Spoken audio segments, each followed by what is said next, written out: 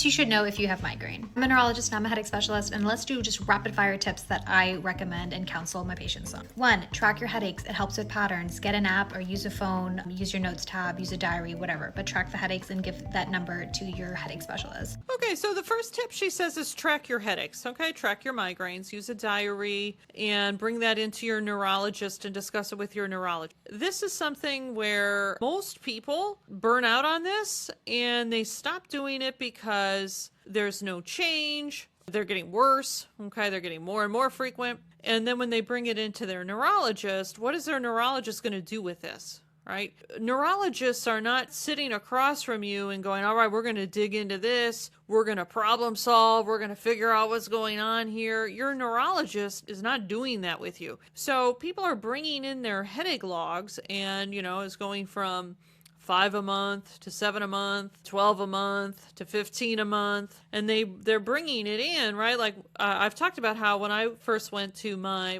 primary care doctor because of my migraines, I thought she was going to do this deep dive and figure out what was going on. And no, she took out a prescription pad, wrote a script, and I was out the door in 10 minutes, right? So people are doing these logs and, documenting all of this and so on, bringing it into their neurologist, thinking that it's going to be like the Rosetta Stone, crack the code, right? None of that is going to happen. Ultimately, people start to feel really demoralized because it's like, well, why am I tracking this? Like my neurologist isn't doing anything with this, and it's just depressing, right? So a lot of people kind of give up on tracking their head pain days and so on. Hi there. I want to jump in real quick and tell you about my client Beth.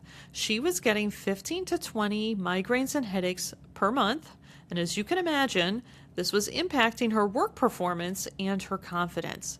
She also has 2 small children, and she was starting to feel like she was a horrible mom because she had nothing left for them at the end of the day. But she reached out and she booked a free consult call with me, and after I asked her about her migraines and her health history, I felt confident that I could help her.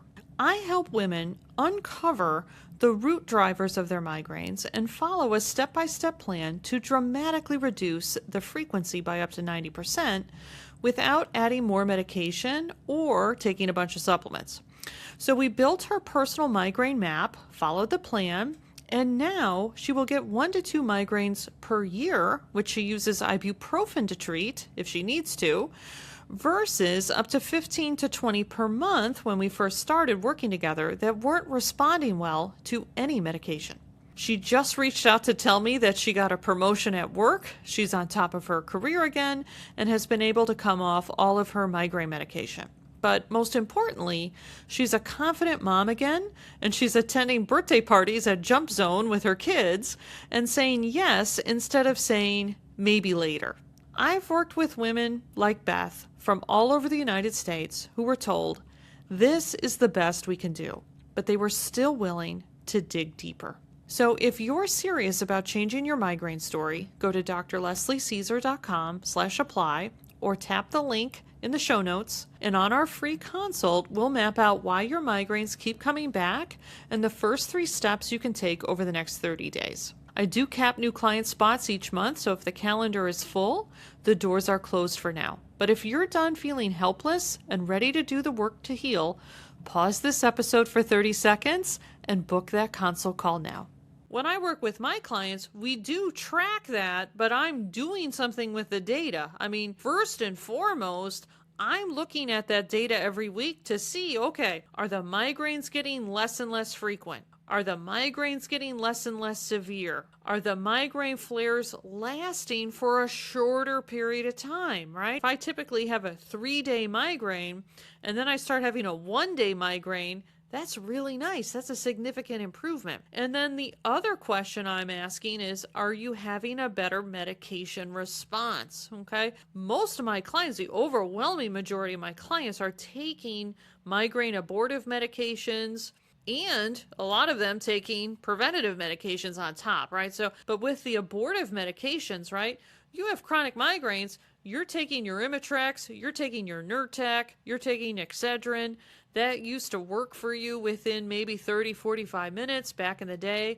Now it's taking 2 to 4 hours. It's not really that effective anymore, right? Is the medication response, are you noticing an improvement? Oh yeah, wow, I took my Imitrex and I actually felt better in 30 minutes. This is how it used to be, right? So when I'm having my clients do that, we're using it to give us real data to show that what we're doing to restore the health is actually on target, right? Because as our health improves, our migraines are going to improve. And they're going to improve in those 4 areas: frequency of flaring, severity of the symptoms themselves. So am I getting a migraine? Am I spending 3 to 4 migraine days per week? Okay, that would be the frequency. Severity, right, is, 2 out of those 4 times during the week, am I hitting a 8 out of 10 severity level? That's rough, right? Well, I still had 4 this week, but they were all like a 1 or 2. That's a significant severity improvement, right? Duration, again, is the duration of the flare improving, getting shorter, right? Am I going from 3 days of, oh my goodness, to, hey, you know what? It was I had a bad morning and then I actually felt good for several days. And then is my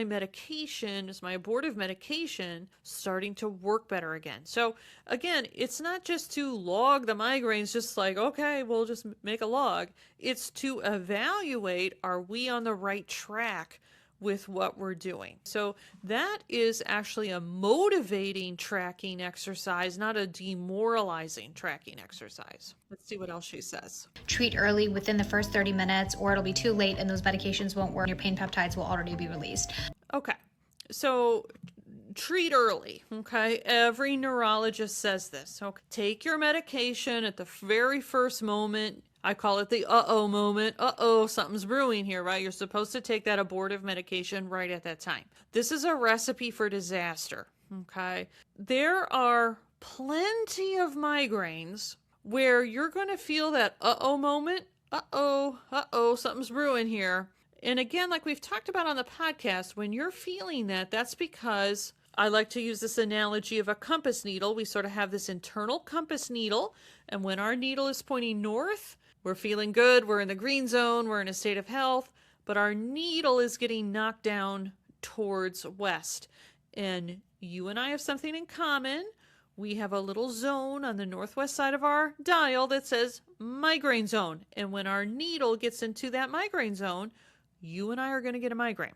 It's our own resiliency and vitality that keeps our needle pointing north out of our migraine zone. So the needle is getting pushed down continuously by stressors in the environment, physical stressors, mental or emotional stressors. Those are continuous. It's our own resiliency and vitality that keeps the needle upright, keeps it north, keeps it out of our migraine zone. So we who are prone to migraines, we can really feel where our needle is. And a lot of people can't feel where their needle is as well as we can, because migraines are a very, very obvious symptom, okay? So it's not like somebody that has maybe hypertension or high blood pressure on that zone of their dial. And when their needle falls into that hypertension zone, they're gonna, their blood pressure is gonna go up. There are a lot of people that are prone to high blood pressure, and their blood pressure will go up due to stressors, right? Physical stressors like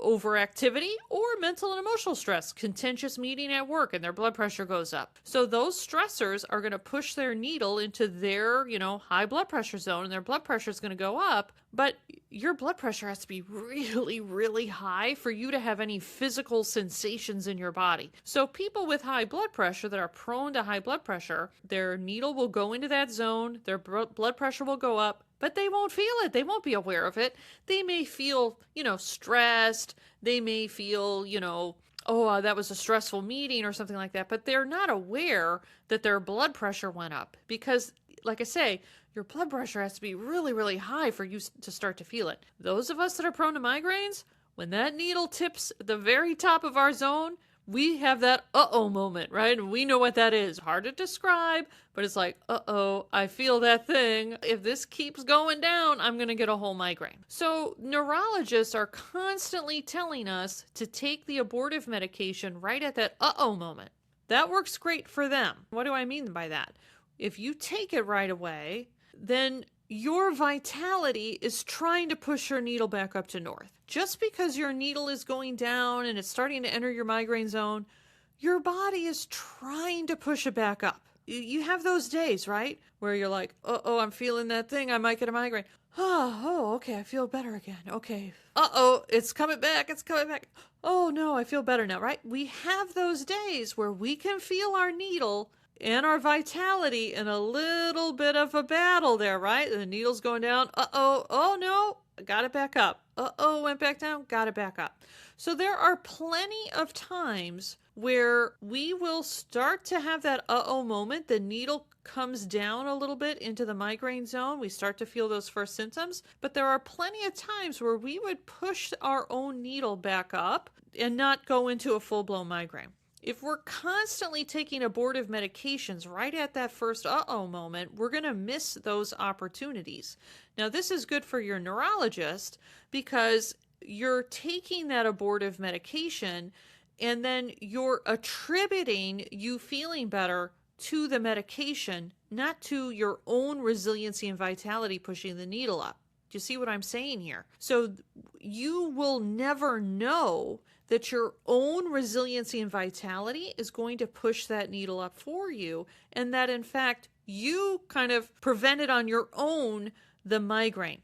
When you take that abortive medication all the time right up front, you lose the connection to your body's own ability to keep you out of your migraine zone, and you start saying, if I don't have that medication, I'm going to get a migraine. Oh, thank goodness I had that medication because I would have gotten that migraine, right? You start to attribute you feeling good to the medication instead of your own natural resiliency and vitality keeping you steady, keeping you in the green zone, keeping you in homeostasis. So this really starts to create this image of ourselves in our mind that we're dependent on the medication in order to feel well instead of the own natural inborn designed ability for our body to get itself back into balance, into homeostasis.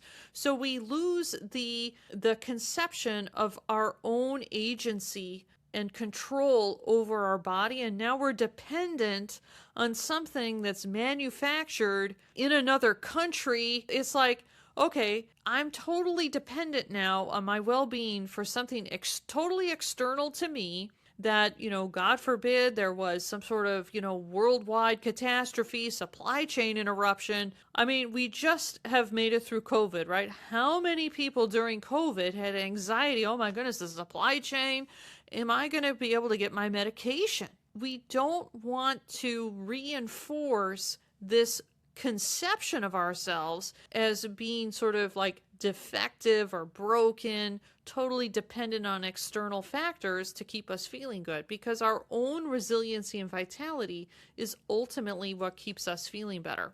I'm kind of being a little snarky when I say this is good for your neurologist, but it keeps you coming back to your neurologist to keep getting that prescription, right? And then also it cements in our mind, we need the neurologist, we need this expert, right? We need this highly trained specialist to keep giving us this medication, where a lot of times we wouldn't have experienced that migraine in the first place. So all of this also leads to what she's going to talk about in the video too, is the more medication that you take, the more you suppress the symptoms that your body is generating, the more your body fights that suppression and starts making more and more of that symptom.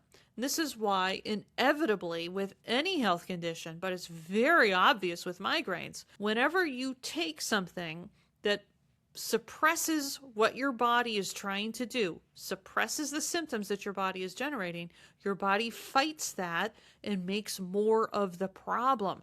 And this is why typically what happens is you start to get a migraine a couple times a year, a couple times a month. You start with the over-counter medication, and then it gets worse and worse. And now I've got to go into the doctor for a prescription because the over-the-counter isn't working anymore. I mean, this is exactly what I went through. If you're listening to the podcast, I'm sure you relate to this. So again, if we're just taking medication as soon as anything hits us, we're going to be taking a lot more medication. That's going to lead to worsening of the migraines. Now I need even more medication, right? The whole thing starts to spiral. Okay, so this is, like I say, this advice is a recipe for disaster. Most people listening to the podcast have gotten to that awareness, right, through hard experience. Okay, and that's why you're listening to the podcast. I appreciate that you're probably, no longer doing this type of thing.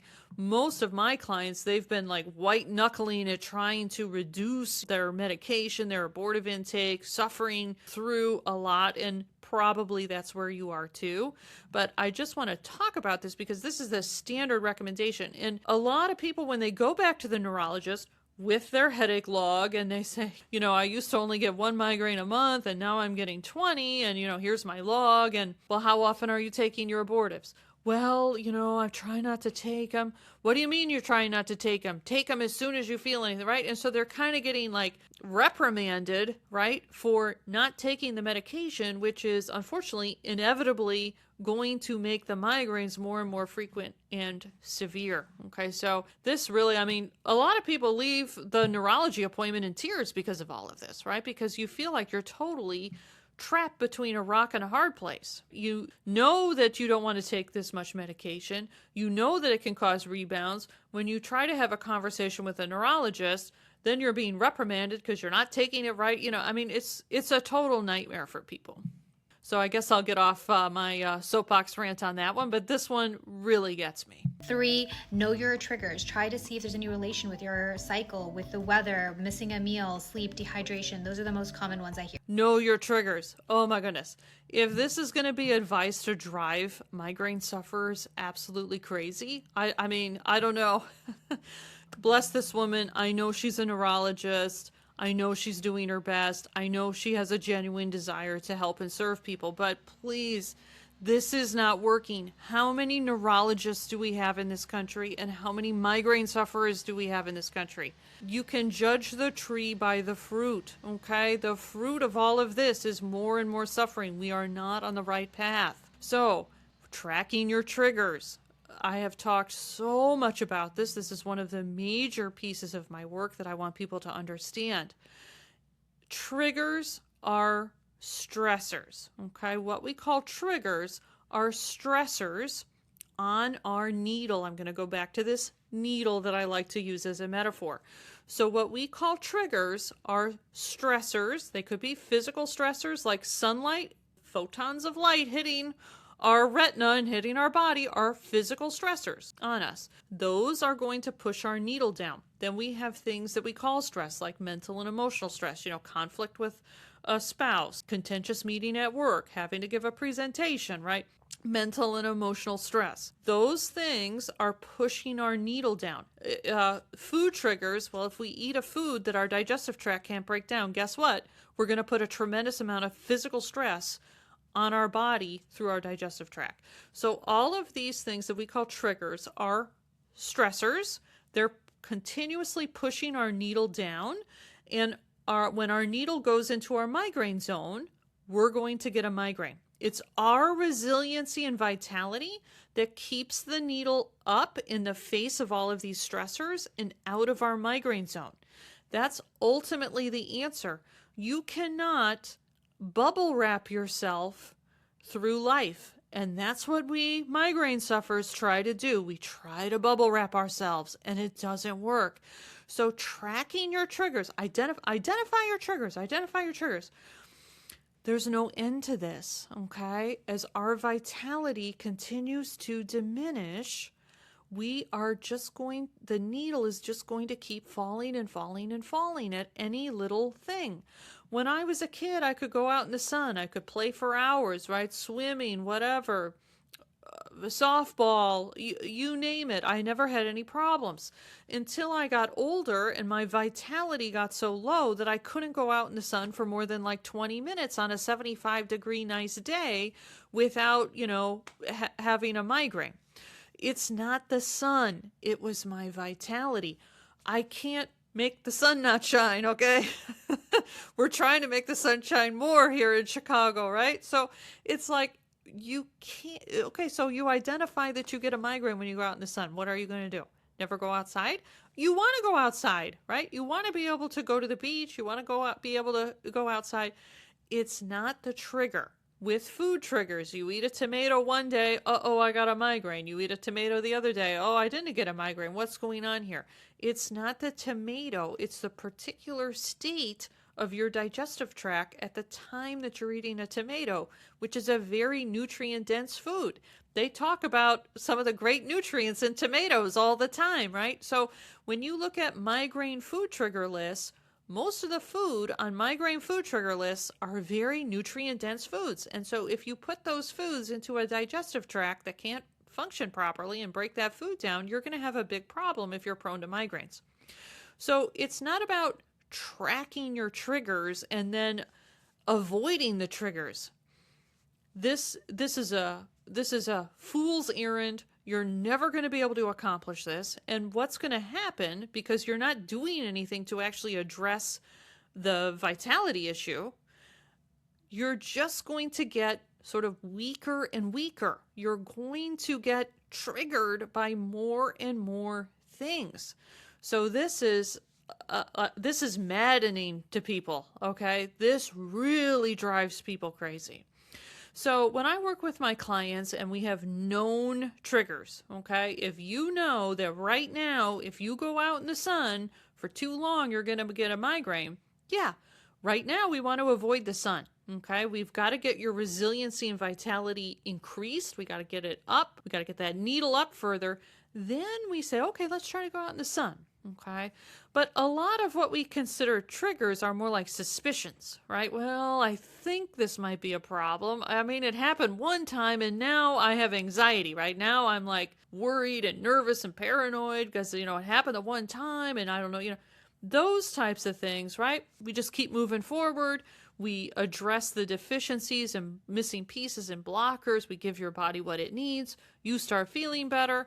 Those things are in the past. So if there are clear, known, obvious triggers, yes, we need to avoid those until our resiliency and vitality improves. And then we can either, consciously, sort of systematically expose ourselves to those triggers. But a lot of times it's like, oh, wow, I was outside and I didn't get a migraine. But it's like a lot of these things we just sort of, through the normal course of our life and our actions, we'll be exposed to something. And then after the fact, we'll realize, oh my goodness, I didn't get a migraine, right? So, sometimes things have to be planfully done, but a lot of times it's just sort of like we just live our life and we realize that we weren't affected in the same way we were before. So, okay, I'll try to step off the soapbox one more time here. We'll see what the next one is.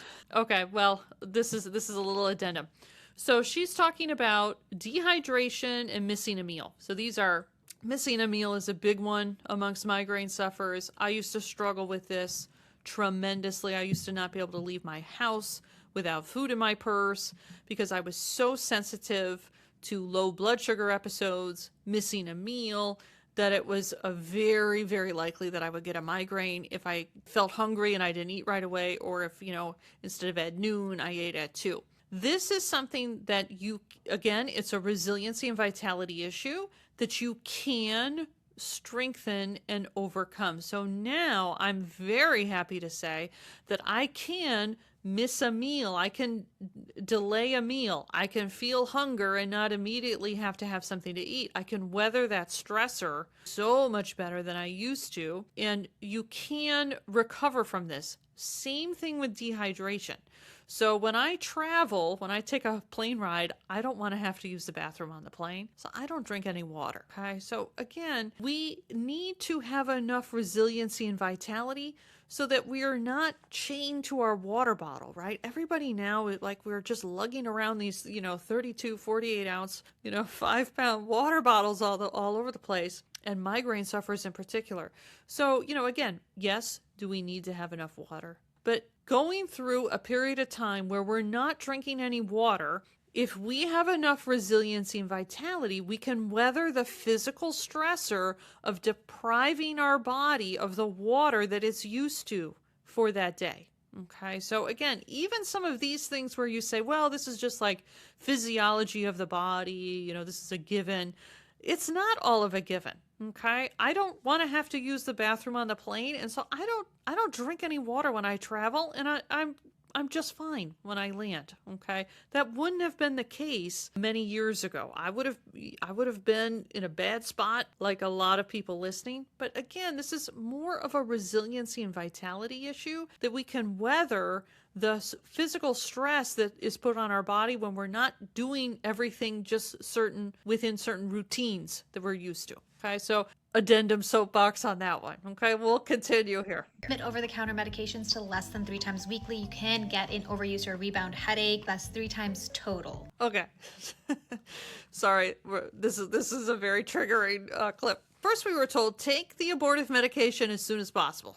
Okay. Now we're told don't take too much. All right. And this is why people leave the neurologist's office crying. Okay. Because of this type of thing. Okay. So first you told me to take it. Now you're scolding me because I'm overusing it. Right. Caffeine can make it worse. So try to be consistent with the amount of caffeine you have, not doing a lot one day and none and then a lot, because that inconsistency can really trigger a migraine. Energy drinks are one form of caffeine, but sodas and medications also have them. So that counts. Okay, yeah, so caffeine. Okay, so caffeine is a drug. They say it's the most widely used drug in the world. Okay, I love caffeine. I'm a big coffee drinker. So a lot of people use caffeine all over the world. Okay, so because it is a drug, there are certain characteristics of drugs. Okay, so one, the body becomes dependent on the drug. And when the body doesn't have the drug, there's a withdrawal symptom picture that's generated. Caffeine withdrawal includes, the symptoms of caffeine withdrawal include headache. It's like the most prominent caffeine withdrawal is headache. To withdraw, to do a cold turkey withdrawal from a drug generates a lot of stress on the body because the biochemistry of the body is adapted to having that drug on board. And then you're whenever we have an adaptation in the body that we suddenly stop or miss, you're sort of like pulling the rug out from under the body. And then that's a physical stressor on the body. So if you're drinking, 6 ounces of coffee every morning and your biochemistry adapts to that, in the way that it does to drugs, if you don't give that to your biochemistry and pull the rug out from under it, you're going to have drug withdrawal symptoms. And again, for caffeine, head pain is the most prominent symptom. Again, for migraine sufferers, because that stress of the withdrawal, of not having the drug, that generates a stressor, pushes the needle down. You're going to have that withdrawal symptom regardless of your resiliency and vitality. It's not so much this needle issue as it's just the biochemistry of the body responding to the absence of that drug that it's become accustomed to. That whole response is a stressor. So if I'm prone to migraines, right, and I tip my needle into my migraine zone and I don't have enough resiliency and vitality to counter that, yes, I'm going to get a migraine. But even people who are not prone to headaches, have never had a headache in their life, if they have become addicted to caffeine, if their biochemistry has adapted to that caffeine drug every morning and then they don't give it, they're going to get a headache even though they're not prone to headaches, okay? Because it's a withdrawal symptom. It's a different phenomenon. And they're probably going to have that around noon, 1 o'clock, 2 o'clock. It's not going to happen, immediately in the morning, but it's after a few hours, the body's like, where's my caffeine, right? And that withdrawal symptom biochemistry gets kicked off. Again, this is a situation where I will agree with her on this. If you're prone to migraines and you're taking caffeine every day in the form of coffee, tea, if you're taking Excedrin every day, so if you're in a lot of people get into Excedrin rebound and they have to take Excedrin every day, or they get really bad headaches and so on, a lot of that is caused because of the caffeine. So with my clients that are taking Excedrin every day, we have to carefully wean them off of Excedrin. In most cases, we have to do that very carefully, even if the head pain is better, because they're going to have a caffeine withdrawal headache unless we carefully wean them off. Okay. Hi there. I want to jump in real quick and tell you about my client, Beth. She was getting 15 to 20 migraines and headaches per month. And as you can imagine, This was impacting her work performance and her confidence. She also has 2 small children, and she was starting to feel like she was a horrible mom because she had nothing left for them at the end of the day. But she reached out and she booked a free consult call with me, and after I asked her about her migraines and her health history, I felt confident that I could help her.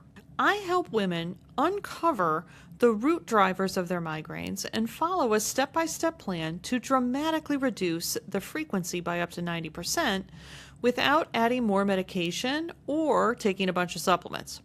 So we built her personal migraine map, followed the plan, and now she will get 1 to 2 migraines per year, which she uses ibuprofen to treat if she needs to, versus up to 15 to 20 per month when we first started working together that weren't responding well to any medication. She just reached out to tell me that she got a promotion at work, she's on top of her career again, and has been able to come off all of her migraine medication. But most importantly, she's a confident mom again, and she's attending birthday parties at Jump Zone with her kids and saying yes instead of saying maybe later.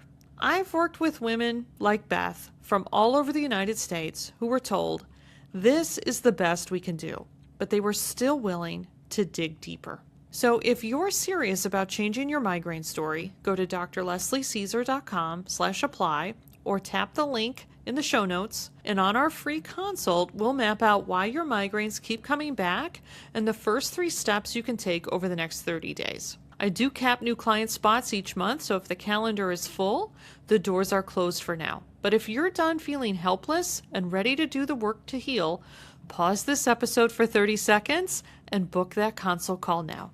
Don't fear preventative medications. They don't always have to be forever. Sometimes it can just be for a short period to kind of get you at a better pattern for your migraine. So don't fear them. And there's lots of different types that we have. So talk to your doctor about them. Okay, so finally, her 5th tip is to go on preventative medication. And again, bless her.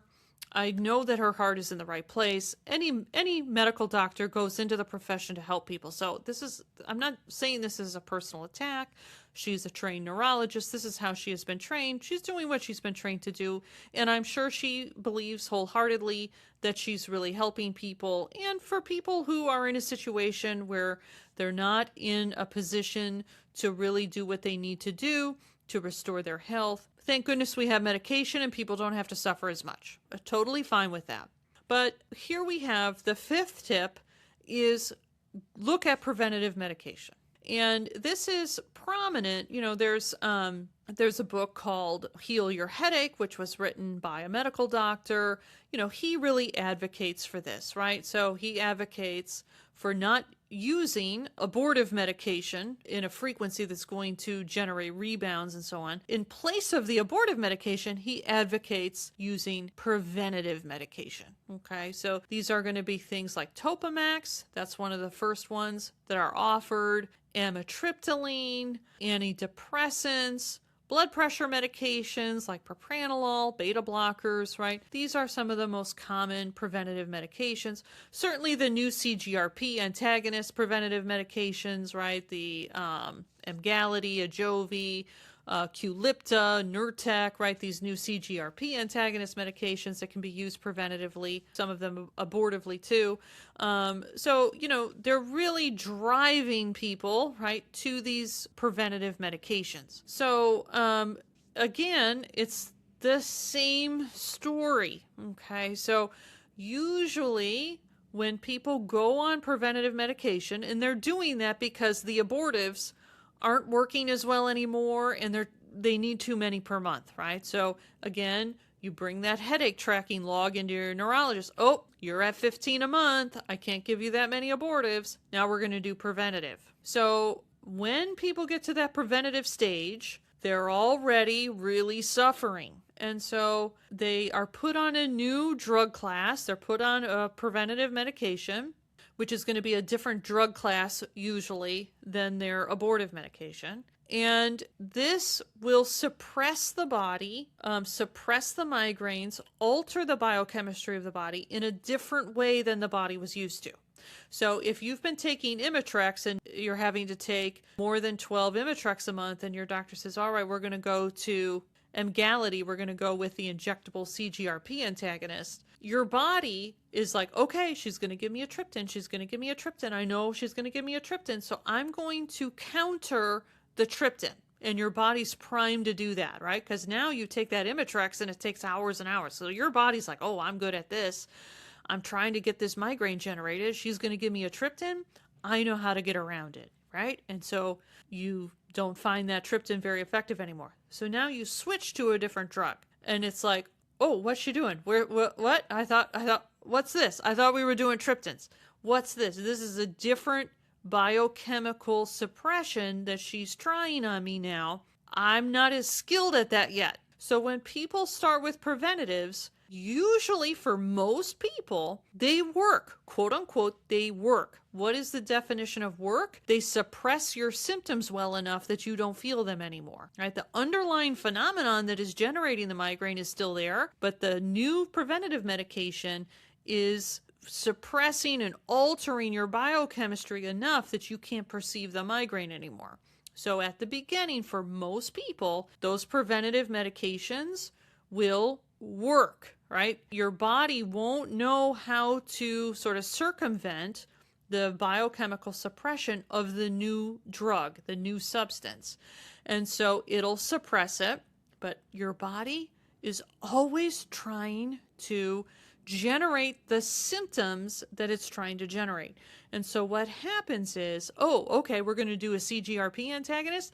Let me figure out how to get around this suppression so that I can keep generating these migraines, because the conditions here in the body are such that I need to generate this migraine. So your body is going to figure it out. And then what do you know? Oh, this Emgality shot, it didn't last the full 30 days, right? I had, the last 5 days I was really suffering. Oh, next month. Oh, the last 10 days of the month I was really suffering, right? But now, the shot's hardly working again, and I'm back on my triptans, and I'm, quote unquote, overusing them again, right? So again, the same story is going to play out on preventative medication. She says, oh, maybe it's just going to be temporary. We're just going to do a little reset. Please. No one has a Topamax deficiency.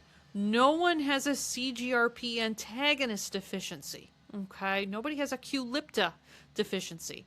The drugs are not addressing the underlying issues. Okay? When people go on a drug solution, because this will happen to people, they will take a drug. They'll take the Topamax for 6 months, and then they'll say, oh my goodness, okay, I'm not getting as many migraines. The Topamax, right, I feel totally foggy. I can't eat anything. This has been a nightmare being on this Topamax, but at least I'm not suffering with my migraines like I was. So I'm going to come off the Topamax. So then they come off the Topamax. For some people, the migraines won't return. But you know what has happened in the meantime? They have an even worse condition. Okay? Your health can continue to deteriorate while you're on these preventative medications. Your needle can actually go below your migraine zone. I've had this happen to me. I've talked about this on the podcast. So there's a zone called migraine zone, and your needle can go below that zone and into more severe health problems that aren't migraines, but are even more severe. Maybe an autoimmune condition like rheumatoid arthritis or a cardiac issue, right? Or a, liver autoimmune condition, right? You can have more serious things than migraines. Migraines are horrible, okay? But the great thing about migraines is there's no damage occurring in your brain. You wish you would die, but they're not damaging your body. There's a lot of conditions that are way worse than migraines that are really causing anatomical damage, really causing significant impairment that if it's not caught in time and turned around, you really could struggle with that for the rest of your life. So when people go on these preventative medications, sometimes the health continues to decline so much